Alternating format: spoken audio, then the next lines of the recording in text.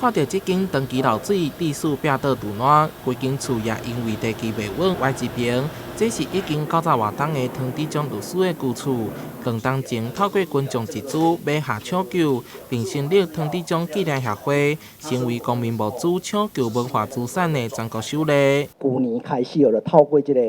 昆山科大的这个空间系的这个老师郭一群老师带团队入来先协助。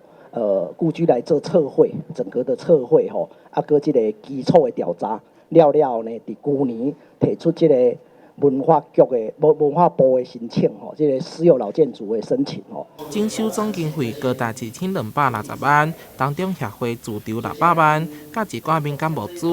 文化局争取到文化部的补助，总共890多万。这件修复案件受到文化界的关注，连市长黄伟綽也特别关心。非常感谢我们基金会以及社会上许多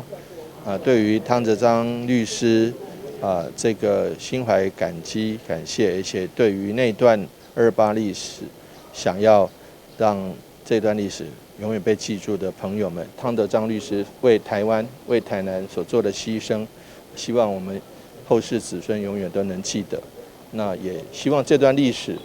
可以原谅，但是不能被忘记。征收计划将移除战后增建的部分，并增加活动甲地点的空间，预计明年7月完工。未来者将成为人权历史博物馆，设置展览甲相关文物的展示，让大家更加了解228这段历史。台南新闻综合报道。